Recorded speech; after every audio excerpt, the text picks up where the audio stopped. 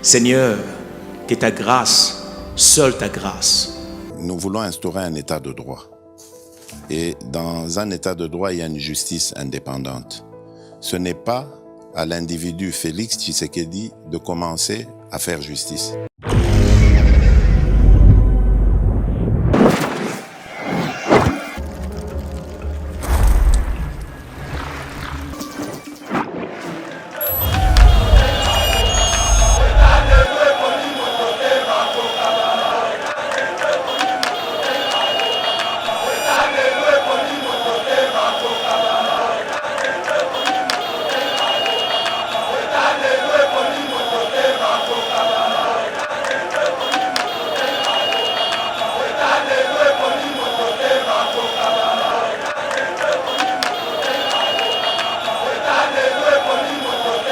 Lorsqu'on faisait les visas, si vous allez voir sur les systèmes d'immigration de l'Afrique du Sud, qu'ils traitent ou ils reçoivent les demandes de 60 000 visas par jour, et c'est à 50 $.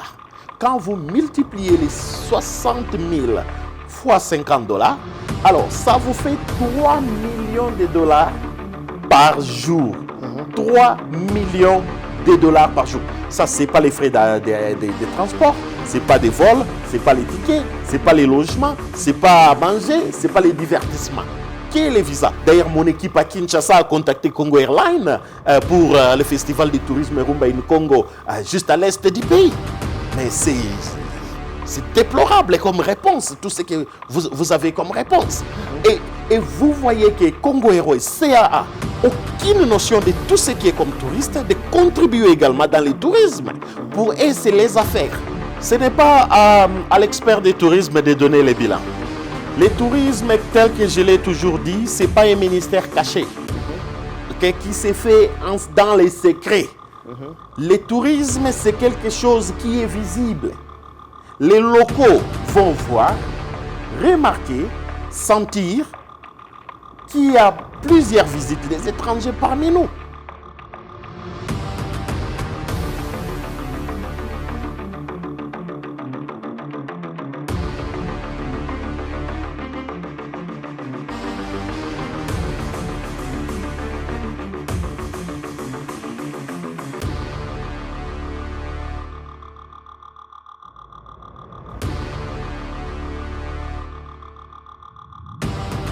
Mesdames et messieurs, bonjour et bienvenue sur Yeba TV, spécialement sur cette émission Éveil patriotique consacrée à l'éveil du peuple congolais, de la jeunesse, du peuple congolais en général. Aujourd'hui, spécialement, nous sommes en direct de Nairobi avec l'expert en tourisme. Nous allons parler du tourisme, des défis majeurs du développement du tourisme en RDC, tout en sachant qu'aujourd'hui, c'est la journée internationale du tourisme. Nous sommes sur ce plateau avec Didier Bayeye Mbombo, expert en tourisme, que je vais directement saluer. Et c'est Didier Bayeye, bonjour. Bonjour DG Shadrach. Très content de nous retrouver ici en direct de Nairobi. Oui, c'est un plaisir d'être sur votre plateau. Comme j'avais dit, le plateau de Yeba TV, c'est un plateau international. Donc, ce n'est pas la première fois que vous me recevez hors de notre pays, la RDC. Voilà, moi je pense que Yeba TV, c'est Yeba TV international. Merci beaucoup. Vraiment. Papa Didier, aujourd'hui, c'est la journée internationale du tourisme. Alors, c'est quoi l'importance du tourisme? Voilà, aujourd'hui, le monde célèbre ces merveilleux domaine du tourisme. Chaque 27 septembre de chaque année, le monde, partout, des organisations, des ministères du tourisme célèbrent cette journée. En fait, le monde célèbre cette journée, c'est pour célébrer. La raison, c'est de réaliser d'où nous venons et où nous sommes et où nous allons par rapport au tourisme. C'est pourquoi le monde célèbre cette journée pour encourager encore chaque pays, encourager chaque peuple, chaque institution de supporter le tourisme, ceux qui n'avançaient pas d'avancer, ceux qui ont fait quelques pas de réaliser ce qu'ils ont fait, célébrer leurs pas et envisager aller encore plus. C'est ça Donc, l'importance de cette journée mondiale, c'est la journée internationale, c'est la journée mondiale du tourisme. Merci beaucoup, Papa Didier. Je rappelle que vous êtes donné le défi majeur de ramener le tourisme congolais au niveau international. Aujourd'hui, Papa Didier, quelles sont les avancées en matière de tourisme en République démocratique du Congo? Voilà, c'est une très bonne question.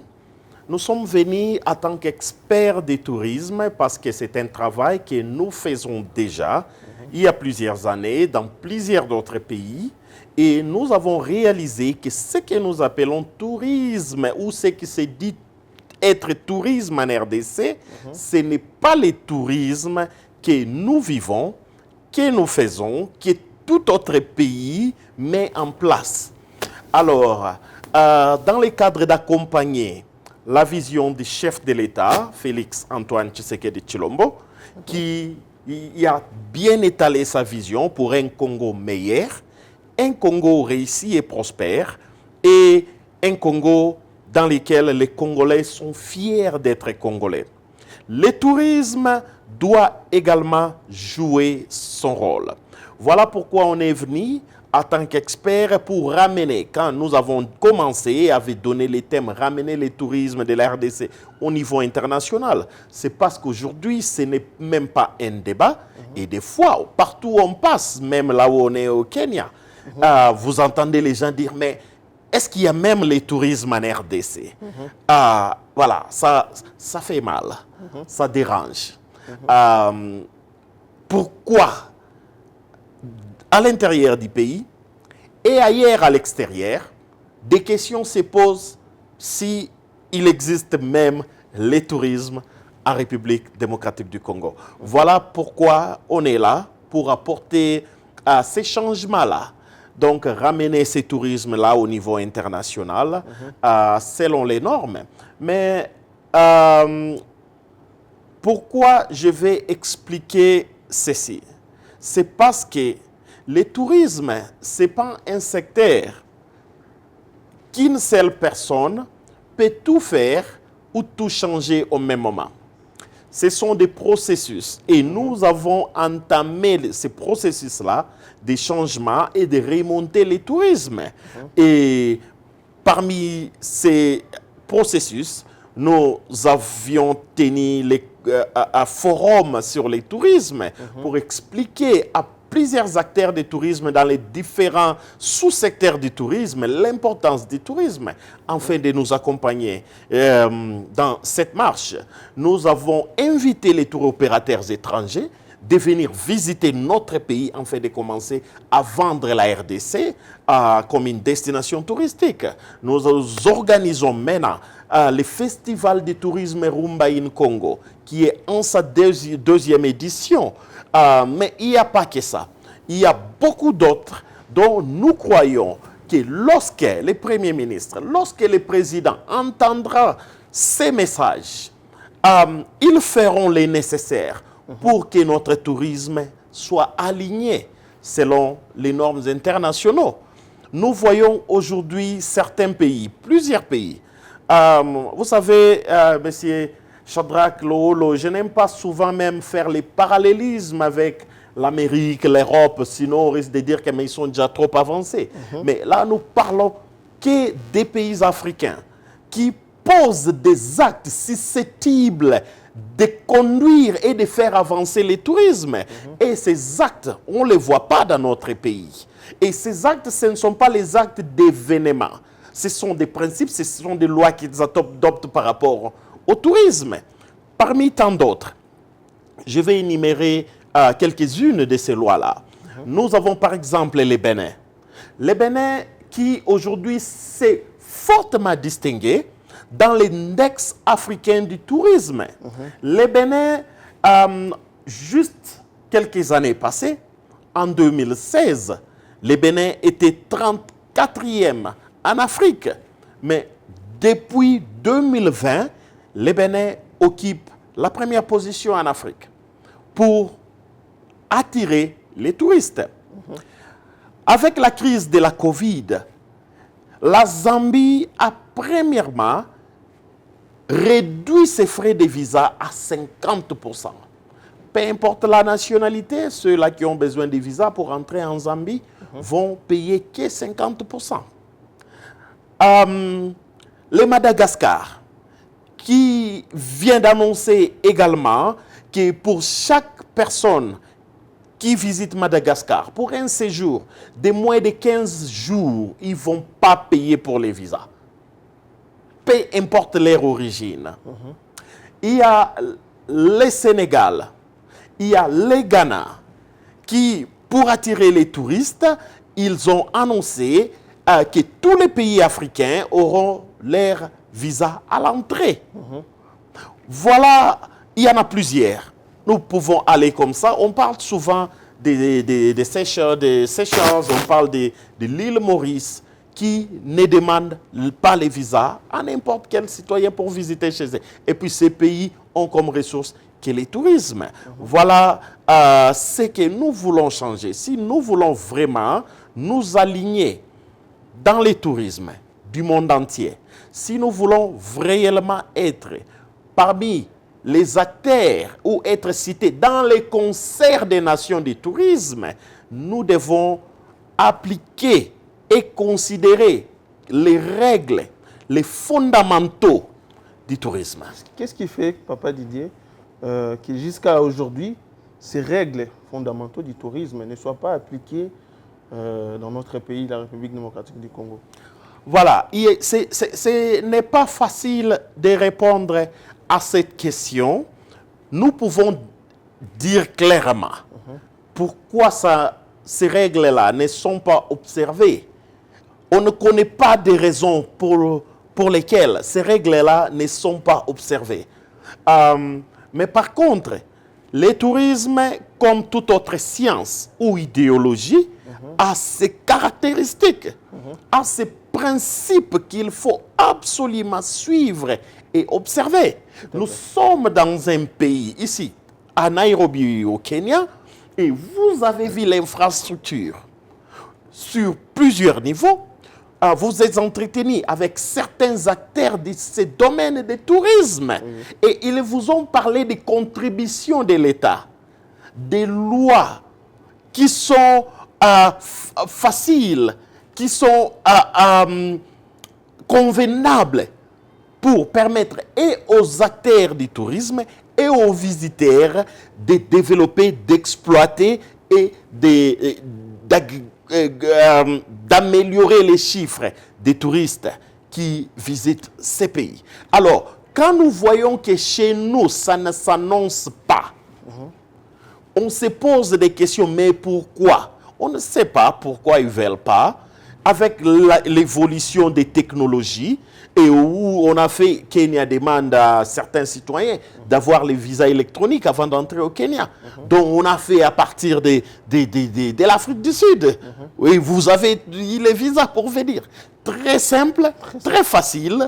Voilà par exemple de quoi est-ce que nous disons. Est-ce que nos dirigeants, Papa Didier, par exemple notre ministre du Tourisme, est-ce qu'il ne s'inspire pas des autres pays africains quand il vient par exemple ici au Kenya voir les infrastructures, comment est organisé le tourisme dans les autres pays? Pourquoi les choses sont aussi compliquées dans notre pays? On ne sait pas. On ne sait pas. De quelquefois, je ne sais pas si c'est la mauvaise foi, le manque de savoir-faire, manque de connaissances ou d'expertise dans les domaines. Je ne sais pas si c'est quoi au juste. Mais je me rappelle bien que lorsque nous étions sur les bancs de l'école et qu'il y avait interrogation ou encore l'examen, quand ça dépassait et que je sais que DG Shadrach à mes côtés, lui, il est fort en mathématiques. Et comme un bon tricheur, j'ai jeté un coup d'œil parce que je sais qu'il est bon en mathématiques. Et quelquefois, ça passait. Ah, les numéros 3, numéro 6, je ne sais pas. J'ai vu qu'il a mis la réponse. La réponse, c'est 96 sur 3, par exemple. Et j'écris également comme ça. Et c'était là, du coup, c'était la bonne réponse. Et on a tous quelques points. On écope tous quelques points là-dessus. Tu vois, Et c'est ça les principes de la vie. Il n'y a absolument rien de mal en copiant ce que les autres font du bien. Tout à fait. Les autorités, les ministres de notre pays, ils voyagent tous. Ils vont à l'extérieur. Ils voient combien et comment les autres évoluent et ce qu'ils font. Et ils rentrent chez nous, ils n'implémentent pas. Ils ne font pas pareil. Et on ne sait pas. Il n'y a pas de raison sur ça. Comment il n'y a absolument pas moyen d'évoluer dans le tourisme ou de rendre la République démocratique du Congo une référence du tourisme avec les lois qu'ils ont mises en place actuellement. C'est impossible. On ne peut pas continuer à faire les mêmes choses et s'attendre à des résultats différents. Ça ne va pas arriver. Donc, voilà. Papa Didier, aujourd'hui, s'il faut donner un bilan au ministre ou soit au ministère du Tourisme en République démocratique du Congo, quel serait le bilan selon vous en tant qu'expert en tourisme? Ce n'est pas à l'expert du tourisme de donner les bilans. Le tourisme, tel que je l'ai toujours dit, ce n'est pas un ministère caché qui s'est fait dans les secrets. Le tourisme, c'est quelque chose qui est visible. Les locaux vont voir, remarquer, sentir qu'il y a plusieurs visites des étrangers parmi nous. Les nombres d'hôtels vont parler, vont certifier et confirmer d'occupation des chambres d'hôtel. Les demandes sur les chambres d'hôtel, sur les parcs nationaux, sur les attractions, sur le billet, réservation sur cette destination-là. Ces chiffres-là parlent. Ce n'est pas un individu. Sinon, ils vont dire que il est contre cet individu-là, c'est pourquoi il dit ça. Donc, il ne faut pas qu'on ne se réfère pas à l'individu pour donner donc soit les sondages ou faire aux côtés les résultats des performances dans les domaines du tourisme. Mais nous savons tous voir. Et lorsqu'on faisait les visas, si vous allez voir sur les systèmes d'immigration de l'Afrique du Sud, qu'ils traitent ou ils reçoivent les demandes de 60 000 visas par jour, et c'est à $50. Quand vous multipliez les 60 000 fois $50, alors ça vous fait 3 millions de dollars par jour. 3 millions de dollars par jour. Ça, ce n'est pas les frais de transport, ce n'est pas des vols, ce n'est pas les tickets, ce n'est pas les logements, ce n'est pas à manger, ce n'est pas les divertissements. Qu'est les visas? Et par après, on se pose des questions, mais ces pays-là sont avancés, ils font les tourismes. Mais ils les font et ils sont avancés, ils ont des grosses recettes dans le tourisme parce qu'ils ont implémenté des règles susceptibles de ramener du revenu, de faire monter les recettes de l'État. Voilà. Papa Didier. Et si nous ne voyons pas ça pour répondre aux questions, je crois que c'est à tout un chacun de parler, de faire les constats. Sinon, il risque de dire que les messieurs contre tel monsieur, alors que ce n'est pas le cas. La RDC, Papa Didier, renferme des atouts susceptibles de booster les pays en matière de tourisme. Mais le constat est que le secteur touristique en RDC n'est pas assez développé. Pourquoi on ne fait pas appel à des experts comme Didier Baye, par exemple, pour pouvoir booster le secteur du tourisme? Peut-être qu'ils ne sont pas au courant qu'il y a un expert congolais de tourisme, qui est un expert pour toute l'Afrique. Non. Peut-être. Non, moi, je sais que tu travailles avec les ministères du tourisme en République démocratique du Congo. Moi, je ne travaille pas dans les ministères du tourisme. Tu as été contacté par la présidence, Papa Didier. Moi? Quand ça? Oui. Je ne suis pas au courant. Je ne suis pas au courant, moi. Ils l'ont jamais contacté. Je ne suis pas au courant. Sauf s'il y en a deux qui s'appellent, qui ont les mêmes noms et les mêmes prénoms, Didier Bayeye. Oui, mais moi, je ne suis pas au courant. Le plus grand problème aussi, Papa Didier, c'est les personnels qui travaillent dans des postes importants. On constate qu'il n'y a pas d'expertise appropriée dans tel ou tel autre secteur. Comment le pays va arriver à se développer dans de pareilles conditions? Mais il y a pas de souci. de porter la nation dans les cœurs de certains individus qui ont des charges, des responsabilités de l'État. C'est ce que moi je peux dire.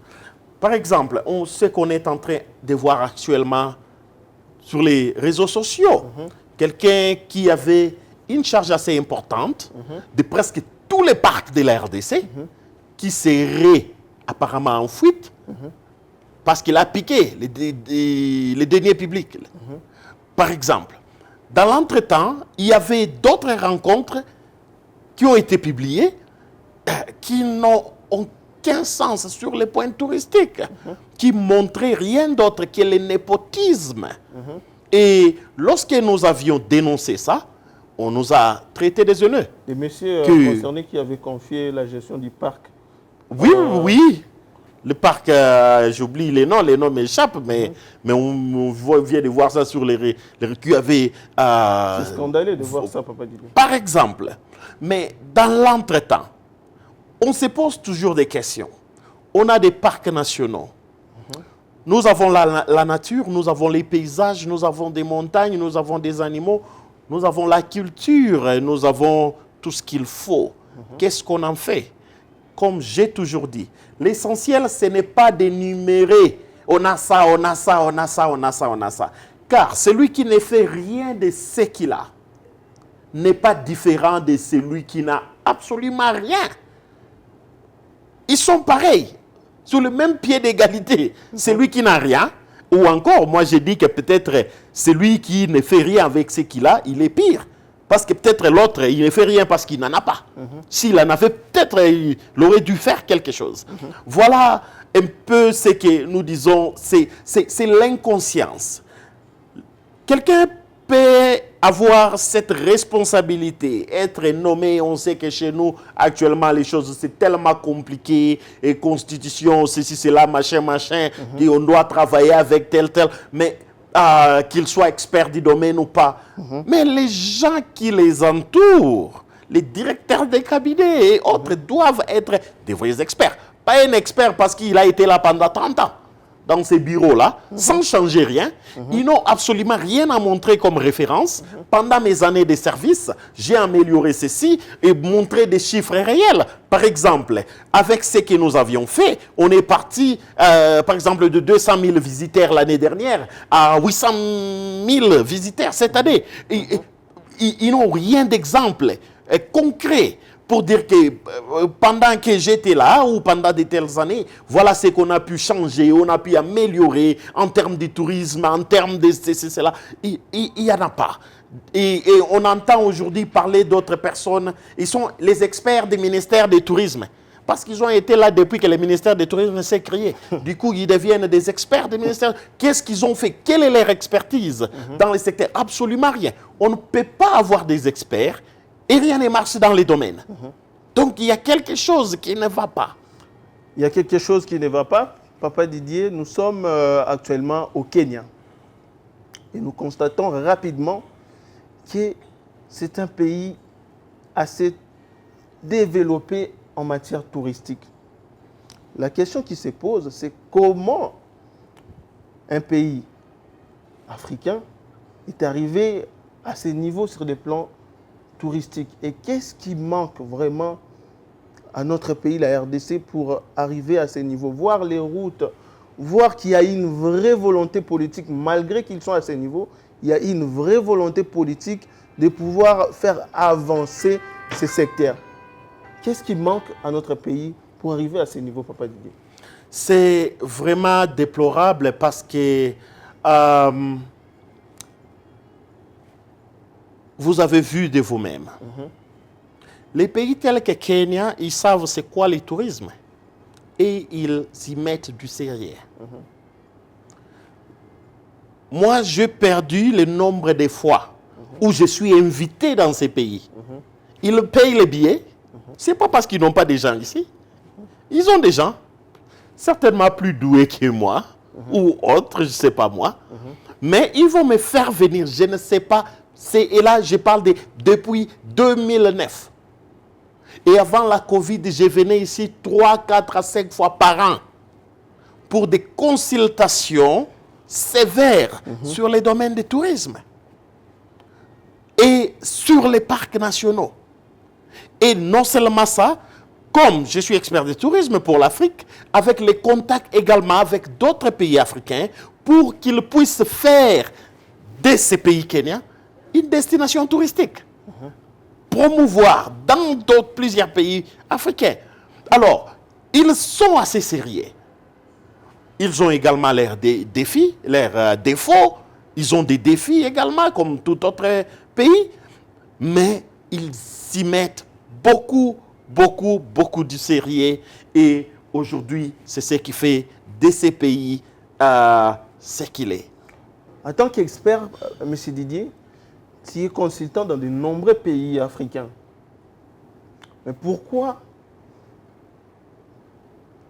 ce genre d'initiative n'est pas vraiment mise en valeur en République démocratique du Congo, notamment avec les partenaires kenyans où nous avons eu des entretiens aujourd'hui? Voilà. Là, vous me posez un peu beaucoup de questions sur comment en RDC on ne fait pas ça, on ne fait pas ça, et moi je ne sais pas. Je ne suis même pas avec ces gens-là, je ne sais pas ce qu'ils pensent. Mais peu importe ce qu'ils pensent et font, moi je pense que le travail est toujours jugé par les résultats. Donc, s'ils le font du bien, on devait voir déjà certains changements sur ces domaines, spécialement sur les domaines du tourisme. Il n'y a pas que Kenya, tel que vous allez voir sur plusieurs images. Avant d'ailleurs de venir au Kenya, nous avons été invités au Guinée équatoriale, à Malabo. Et de là, ils nous ont fait visiter presque tous les pays. Et c'était l'initiative de la présidence de Guinée équatoriale qui veulent relancer le tourisme. Donc, ils ont même mis à disposition un jet de flotte présidentielle pour nous faire visiter les différentes provinces et les îles de Guinée équatoriale. Donc, il n'y a pas que ça. Et dès qu'on quitte ici, Kenya, on rentre dans 5 jours. Dès qu'on rentre, après avoir arrivé chez nous, dans 5 jours, je serai au Zimbabwe pour les salons, des grands salons mondiaux de tourisme qu'ils appellent Sanganai. Et pourquoi ils font ça? C'est à cause du sérieux. Personne ne devait bâtir sa maison et prendre quelqu'un qui n'est pas ingénieur qualifié et faire les plans. Ou commencer à faire la fondation. La maison va s'écrouler. Et c'est ce qui se passe avec ces pays-ci. Même si vous regardez dans d'autres domaines. Mais au pays, on fait venir d'autres personnes dont on pense qu'ils sont experts de la médecine. Ils étaient ailleurs, on les fait venir pour aider. Il y a d'autres personnes dans les domaines de la finance. Ils ont œuvré ailleurs, dans de grandes institutions de finance. Et ils sont au pays. Et s'ils ne le font pas pour les domaines du tourisme, alors moi je pense que peut-être on n'est pas encore au niveau, on n'a pas encore assez du sérieux pour ces domaines de tourisme dans notre pays. La visite ici au Kenya, Papa Didier, c'était aussi dans le but de rencontrer certains de vos partenaires. Pouvez-vous brièvement nous parler de ces partenaires? Voilà, ces partenaires ici, ce ne sont pas des partenaires privés ou personnels, ce ne sont pas des partenaires privilégiés, mais ce sont les partenaires dans les secteurs. Parce qu'ils ont une mentalité et une pensée assez ouverte. Et ils savent que ces messieurs, c'est toute une richesse pour l'Afrique. Et si nous voulons voir les résultats, les changements dans nos hôtels, dans nos parcs, nous devons les rapprocher. Parce qu'ils ont déjà vu les résultats. Nous devons les rapprocher. Et il y en a plusieurs. Et parmi ces hôtels, nous parlons par exemple, si on va parler des hôtels, du groupe d'hôtels Sarova, qui est le premier, non seulement ici au Kenya, mais en Afrique de l'Est. Sarova, c'est le premier groupe d'hôtels en termes de qualité, en termes de services et la richesse historique. C'est formidable. Alors, c'est avec eux, parce qu'ils sont tellement doués et ouverts, c'est pourquoi ça devient facile. Ils savent qu'avec ça, ils vont récolter, ils vont voir les résultats avec le temps. Pas trop long, mais ils vont voir les résultats. Voilà pourquoi il est aujourd'hui facile pour moi d'appeler Ethiopian Airlines et leur dire que voilà, nous avons tel voyage dans le cadre du tourisme d'un endroit à l'autre. Nous voudrons que vous puissiez venir comme un partenaire et nous donner les billets pour les délégués ou la délégation ou encore nous faire des réductions. Ethiopian Airlines va les faire rapidement. Et là, on parle même des vols internationaux. Plutôt que si on devait les faire avec Congo Airlines. D'ailleurs, mon équipe à Kinshasa a contacté Congo Airlines pour le festival du tourisme Rumba in Congo, juste à l'est du pays. Mais c'est déplorable comme réponse, tout ce que vous avez comme réponse. Et vous voyez que Congo Airways, CAA, aucune notion de tout ce qui est comme touriste, de contribuer également dans le tourisme pour essayer les affaires. Et comme résultat, ils font que dégringoler ces compagnies-là. Ça baisse. Ça n'aide pas à l'économie du pays. On donne 4 avions. Après un temps, c'est resté un seul avion. On ne comprend pas. L'ignorance totale, soit dans la gestion ou dans la politique de faire les choses. Comment se fait-il que certains départements n'avancent pas en bien? C'est inconcevable dans les temps qu'on est aujourd'hui. Allez-y en ligne tout de suite sur Internet. Choisissez n'importe quelle date, essayez de réserver les billets en ligne et payer en ligne sur Congo Airways avec l'Internet qui est gratuit dans presque tous les pays, même les pays les plus pauvres. Vous ne serez pas en mesure. Et l'autre fois, j'ai tenté, ça ne marche pas. J'appelle, on me dit, il faut seulement envoyer quelqu'un qui l'amène les cash. Et c'est déplorable. C'est déplorable. Mais à distance, je peux appeler Kenya Airways. On devait d'ailleurs voyager avec Uganda Airlines, qui était prêt pour mettre les billets. Ils comprennent au-delà de nos structures, nos institutions, qui sont là, mais qui n'aident en aucun cas les pays. Moi, pourquoi ça fait mal? Nous avons un chef d'État, un chef de l'État qui est différent. Un fils du pays et qui veut réellement un Congo changé. Pas changer en non seulement, en tout. Mais les grandes batailles, c'est les accompagnants. Ça, c'est une réalité. Comment, Papa Didier, ramener la culture, la vision, cette façon de faire les investisseurs étrangers vers notre pays? Parce que le pays en a besoin pour son développement. Voilà. C'est bien de parler investisseurs et d'attirer les investisseurs. Mais nous devons également dire que les investisseurs, c'est bien d'annoncer à la radio, à la télé, dans un concert, on a besoin des investisseurs, venez investir chez nous. Mais ça ne se passe pas comme ça. Surtout dans les domaines du tourisme. On ne se met pas, on ne prend pas les micros pour dire que nous voulons les investisseurs. Ou on va jouer les concerts dans un autre pays pour dire qu'on a besoin d'investisseurs. Les investisseurs, par exemple, dans ces pays, et dans plusieurs d'autres pays africains, l'Afrique du Sud, Botswana, Namibie, Zambie, Zimbabwe, on vient ici à l'est, Tanzanie, Kenya, on monte un peu plus haut là-bas, Mozambique, et puis on prend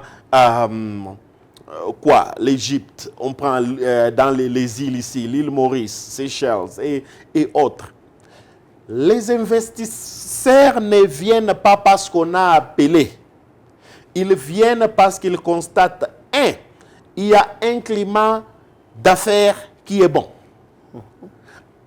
2, dans les domaines du tourisme, les investisseurs viennent lorsqu'ils regardent les chiffres de IATA, ou ce que nous appelons IATA. IATA, c'est I-A-T-A. En anglais, ils prononcent ça IATA. International Association of Travel Agents. L'Association internationale des agences de voyage. Ils ont tous les chiffres en termes de mouvements de voyage, le nombre de gens dans les différents pays, parce qu'ils utilisent l'avion et tout est enregistré. Ils savent par exemple, entre la RDC, qui quand on regarde en 2021, juste un exemple, n'a reçu que 500 000 touristes. Et par exemple, le Mozambique, qui a reçu 3 millions de visiteurs.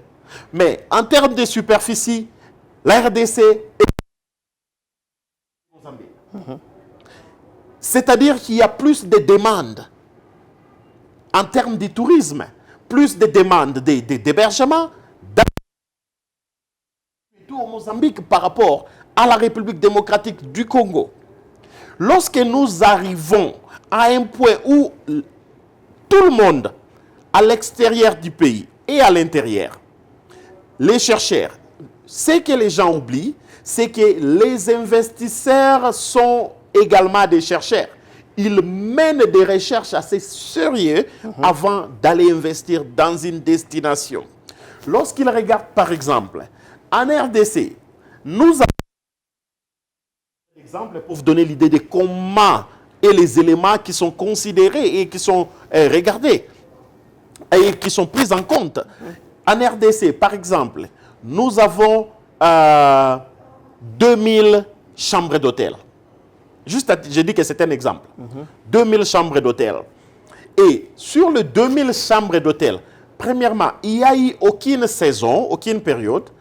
Les investisseurs considèrent ces éléments-là. Et ils vont voir, est-ce qu'il y a même demande avant d'aller bâtir un grand hôtel dans ces pays, dans cette ville. Est-ce qu'il y a des demandes? Parce qu'ils ne sont pas des gens qui font des œuvres de charité comme ça. S'ils veulent vraiment avoir des recettes. Alors, si notre pays, parmi les meilleurs en termes de l'index de visa, on n'est pas là. Les pays les plus compliqués pour accéder, on y est. Et tout ce qui est convenable pour les touristes, on n'est pas. Les investisseurs ne vont pas venir. Les investisseurs de ces domaines, ça va être trop difficile. Ils ne vont pas, venir. Voilà. Alors, parmi les investisseurs, les partenaires dont tu as cité, notamment Sanrova, c'est d'ailleurs l'hôtel où on est logé. Pouvez-vous parler brièvement de l'hôtel Sanrova, par exemple? L'hôtel Sarova, par exemple, c'est lui, ils ont plusieurs hôtels. Celui dont se trouve maintenant, c'est Sarova Stanley, qui est en Nairobi, en ville. Mais ce qui est particulier, c'est qu'ils ont pu faire avec cet hôtel, c'est quoi? Cet hôtel, c'est aussi un patrimoine de l'État. Comme hôtel, c'est privé, mais comme bâtiment, c'est le patrimoine de l'État. C'est déclaré un patrimoine de la ville et de ces pays. Construit en 1902, il y a eu de grandes personnalités qui sont passées par ici. Entre autres, la défunte reine d'Angleterre, Élisabeth. D'ailleurs, les gens ne savent même pas que lorsque son père est décédé, elle était ici à Nairobi. Elle était ici. Et puis, elle est allée à Nairobi, au Kenya central. C'était une autre province. C'est là qu'elle a été déclarée comme reine. Elle a quitté cet hôtel comme princesse. Elle est allée là-bas et elle a été déclarée reine là-bas. Elle est rentrée ici comme reine. Ensuite, partie en Angleterre pour être couronnée comme reine.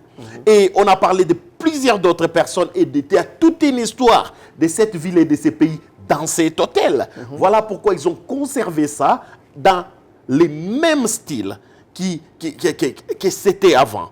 Et aujourd'hui, on nous a donné même la liste des chefs d'État africains qui sont venus rester ici et d'autres dont à chaque fois ils sont au Kenya, ils restent ici. La liste est vraiment exhaustive. C'est plusieurs chefs d'État. Pourquoi? À cause de l'histoire qu'ils ont pu conserver dans l'hôtel. Donc, ce n'est pas juste un lieu de logement, c'est aussi un musée en d'autres termes. C'est aussi un musée. Voilà ce qui nous manque dans notre pays. La conservation de l'héritage, de l'histoire, immortalisée. Il y a plusieurs trucs à immortaliser. Et dès qu'on entame ce processus d'immortaliser ces endroits, ces bâtiments-là que nous avons chez nous, les territoires, des maisons, mais vous savez ce que cela donne? Création d'emplois. Et ça va attirer des gens. Voilà, Sarova, c'est l'un c'est vraiment les meilleurs hôtels en Afrique de l'Est et au Kenya. Et on est vraiment fiers aujourd'hui d'être là où il y a plusieurs grandes personnalités sont passées. Nous allons revenir, Papa Didier, mais l'équipe de Yeba TV était sur place, sur terrain. Pasteur Guili, Mitterrand Naya, Trésor Kandolo et l'expert Didier Bayeye.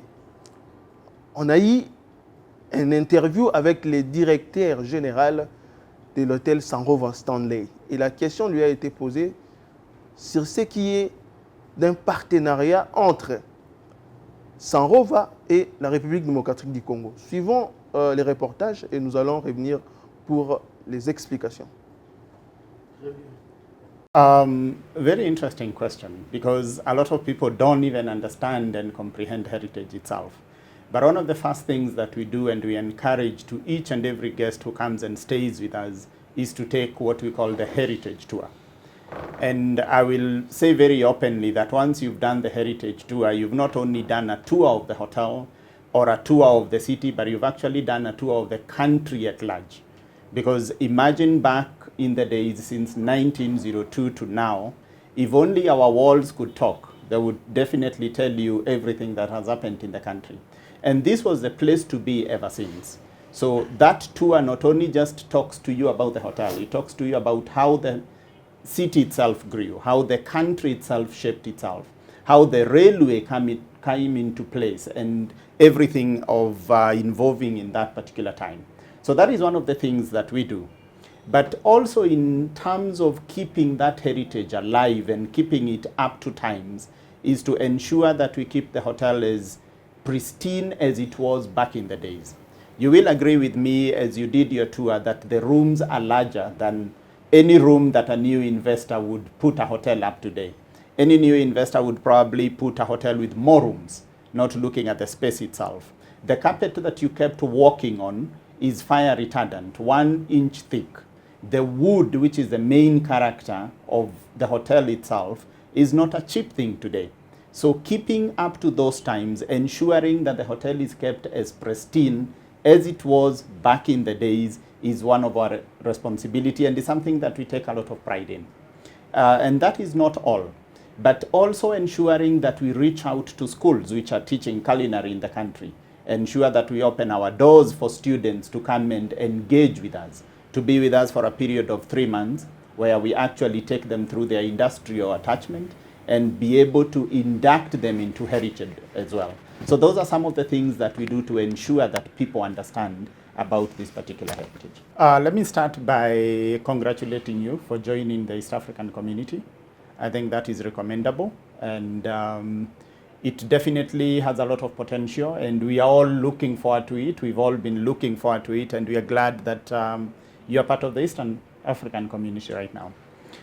In terms of Sarova moving into DRC or joining partners in DRC, that's a big potential. DRC, as you have well said, has immense potential in tourism, and not just in tourism, but in many, many other aspects. And Sarova is very key on refreshing African hospitality. And if you look at that promise, it doesn't say refreshing Kenyan. It actually says refreshing African. Because I believe, and the whole of the company stands in for this, that the potential is in Africa. The potential is not mainly out there, but in Africa. And we need to realize that and appreciate it and start tapping that potential to share our stories with the rest of the world. Yes, to answer your question, potential of Sarova opening branches in DRC would not be a no at this particular moment, but definitely that's something to be discussed at a much higher level. But yes, we are all very happy to see that you've joined, and we look forward to growing together. Papa Didier, parmi les raisons que le directeur de l'hôtel Stanley, Sanrova Stanley, a poussé, ce qui tarde un peu les partenariats entre la RDC et les autres pays, il a notamment parlé de la question de la sécurité en République démocratique du Congo, que les conditions sécuritaires n'étaient pas vraiment stables pour que l'hôtel ou soit les investisseurs puissent descendre sur place en RDC pour investir. Quelle est votre lecture? Oui, voilà, il a quand même raison. Nous savons bien que depuis plus de 2 décennies, notre pays a été objet de plusieurs conflits et ce qui dérange. Également un climat politique qui n'était pas convenable pour d'autres investisseurs. Et comme il a dit, maintenant là, nous avons un chef de l'État qui tient à ce que les choses marchent, qui se bat jour et nuit, corps et âme, pour instaurer la paix dans tous les territoires nationaux. Et nous verrons, il n'y a pas que ça.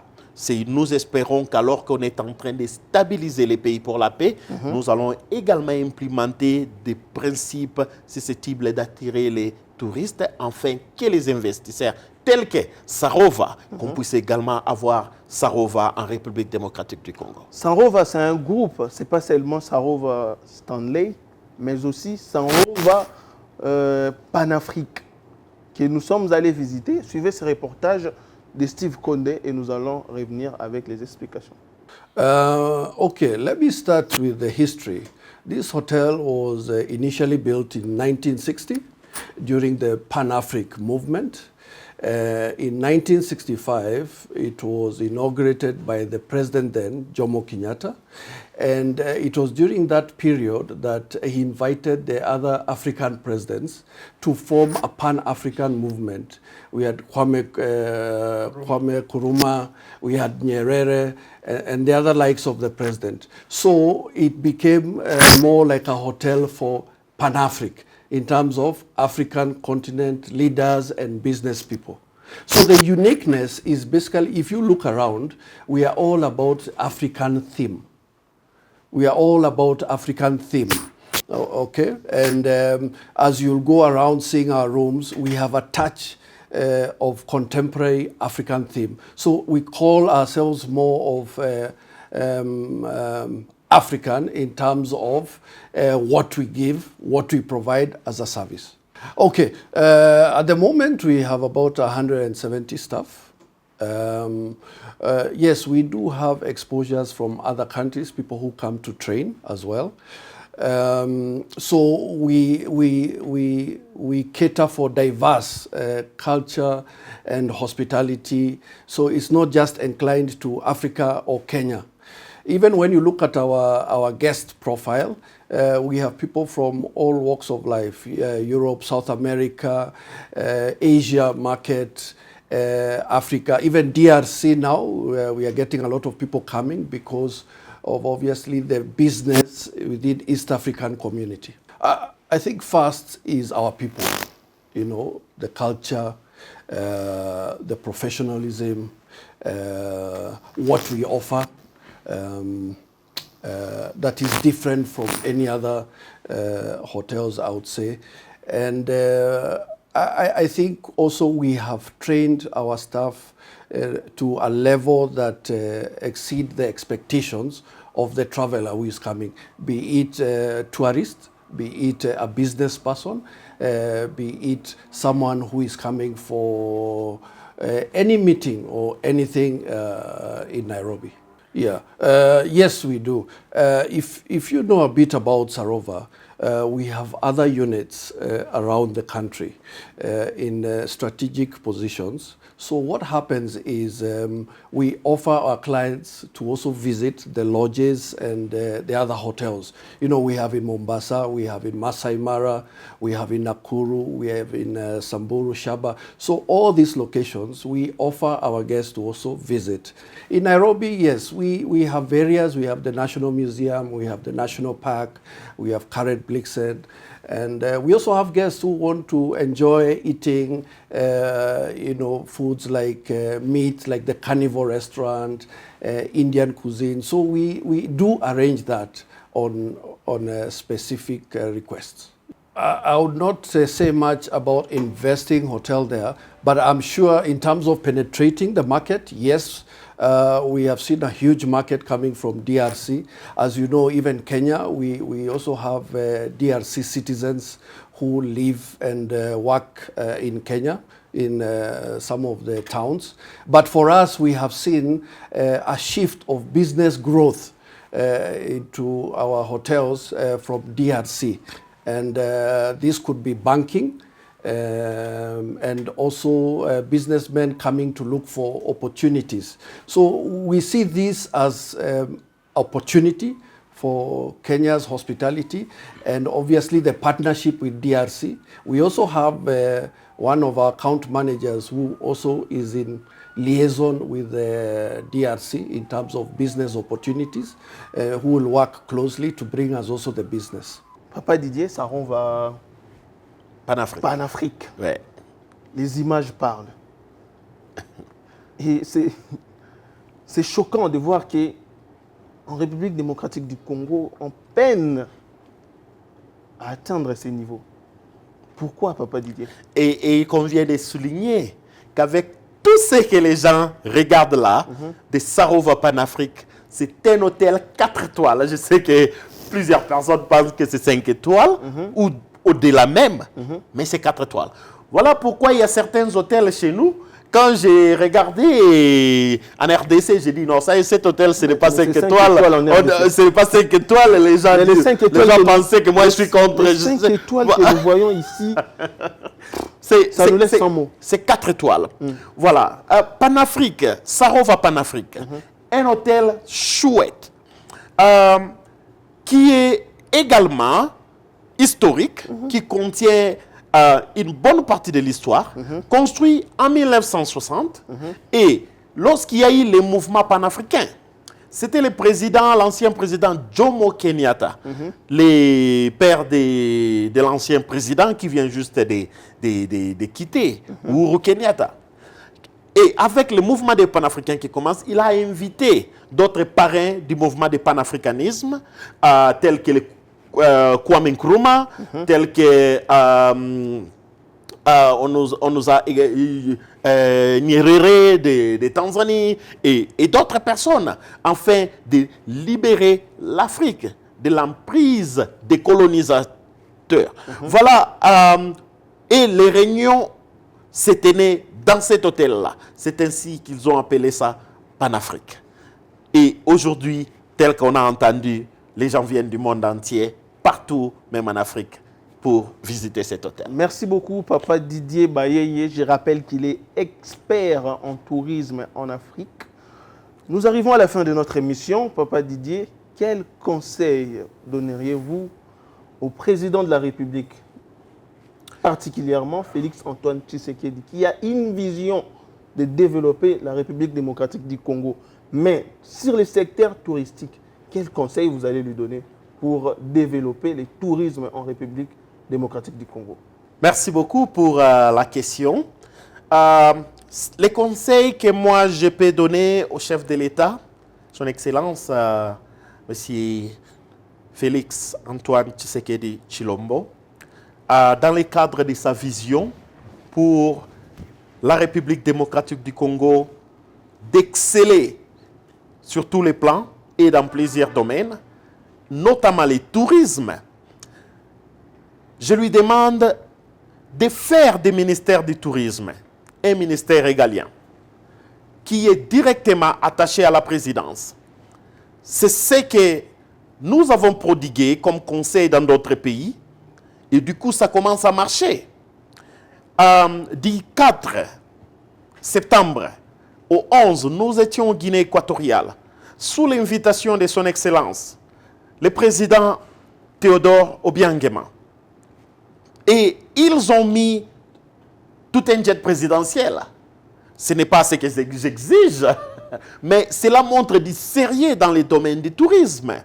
Quand nous parlons de ces pays kenyans, le tourisme fait partie des priorités du président, et sortant, et celui qui vient d'entrer. Il en a mentionné.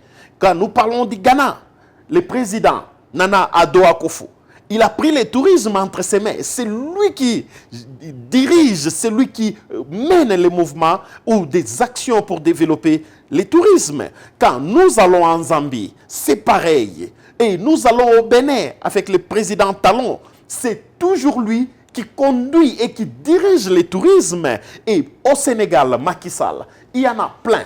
Beaucoup d'autres présidents africains qui récupèrent le ministère du tourisme.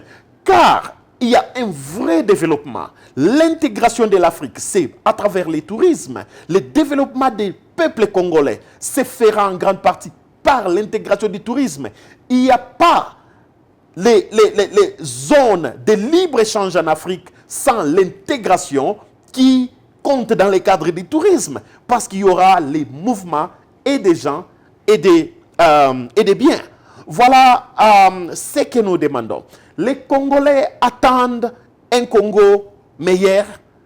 Les Congolais veulent voir le tourisme exceller, la RDC devenir un pays dans les concerts des destinations touristiques.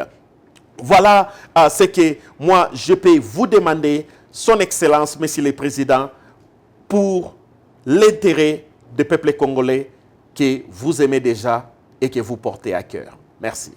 Nous arrivons à la fin de cette émission, mesdames et messieurs. Je m'en vais directement saluer toute l'équipe Yeba TV à Kinshasa, Mesha Kochoudi, Rabi Mukoko, Mike Chiswaka, Abigail Kilungu, mais aussi les présidents Chimba, les présidents Chikito Mouchachino, ainsi que vous tous, nos abonnés de Yeba TV. N'oubliez pas, mesdames et messieurs, que la République démocratique du Congo, c'est notre dénominateur commun. Défendre les intérêts du pays, c'est un devoir patriotique.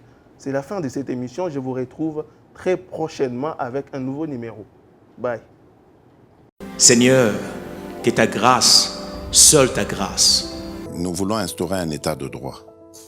Et dans un état de droit, il y a une justice indépendante. Ce n'est pas à l'individu Félix Tshisekedi de commencer à faire justice.